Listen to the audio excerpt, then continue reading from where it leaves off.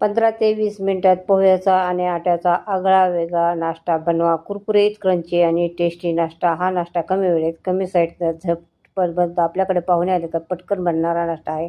त्यासाठी मी अर्धे वाटी पोहे स्वच्छ 4-5 पाण्याने स्वच्छ धुवून पाणी काढून घेतलेलं आहे. आणि त्यात थोडं पाणी घालून आपल्याला 2-3 मिनटं हे पोहे झाकून ठेवायचे आहेत. त्याच्यानंतर मी एक कांदा कट केलेला आहे, 4 हिरव्या मिरच्या कट करून घेतलेल्या आहेत, धनिया कट करून घेतला आहे, कढीपत्ता कट करून घेतलेला आहे, अद्रक असं खिसून घेतलेला आहे.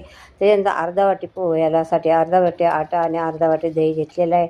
पोहे आता आपल्याला मिक्सरच्या भांड्यामध्ये घ्यायचे आहेत. त्याच्यानंतर आपल्याला याच्यामध्ये आटा घालायचा आहे, त्याच्यानंतर दही घालायचं आहे. पोहे एवढे असे गल झाले पाहिजे की हातावरती हे केलं तर चुरलं तर ते गल झाले पाहिजे. आता मिक्सरमध्ये कमी मोडवरती तुम्हाला 2 मिनटं पिसून घेतलेलं आहे. ही पेस्ट तयार झालेली आहे.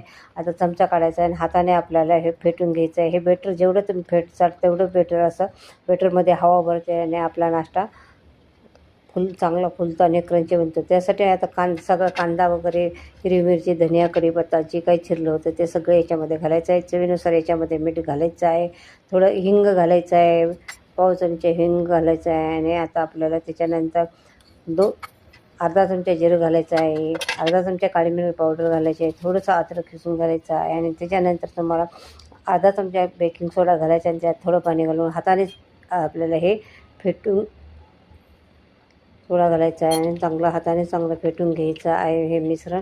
आणि सोडा घातल्याने थोडंसं हलकंसं पाणी घालायचं आहे.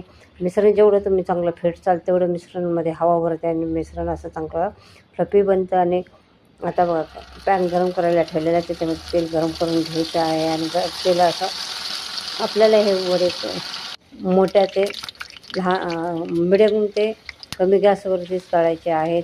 आणि हे वडे आपल्याला आपण याच्यामध्ये सोडत आहेत. आणि डिटेल रेसिपीसाठी माझ्या फोटोच्या खाली त्रिकोणी बटनावरती जाऊन क्लिक करा. आपल्याकडे जर पाहुणे आले तर एकदा जर तुम्ही हे असे वडे बनवून जर दिले पोहे बनवण्याऐवजी तर ते पाहुणे तर खुश होतील आणि तुम्ही पण एकदा बनवताल पुन्हा पुन्हा खाताल. अशा प्रकारे मी 2 प्रकारे वडे बनवले. एक भज्या टाईप आणि एक असे गोल गोल आलू बोंडा टाईप बनवलेले. बघा आपल्या वड्याचा कलर पण किती छान आलेला आहे. आणि वडे आपले कुरकुरीत क्रंची आणि टेस्टी झालेले आहेत. वरून क्रंची आणि आतून असं मऊ आणि क्रंची वडी झालेले आहेत. खायला पण टेस्टी झालेले आहेत. अशा प्रकारे सारे वडे पोह्याचा आणि आट्याचा नाश्ता तयार झालेला आहे. हा नाश्ता वरून कुरकुरीत, क्रंची आणि खायला पण चटपटीत लागतो. आणि आपल्याकडे पाहुणे जर आले तर पटकन होणारा नाश्ता आहे. आणि अशा प्रकारे तुम्ही अशाच किचनच्या चॅनलवरती नवीन असाल तर सबस्क्राईब करा आणि लाईक करा, शेअर करा. आणि पुन्हा भेटणार आहोत आपण नवीन रेसिपीचा. बाय.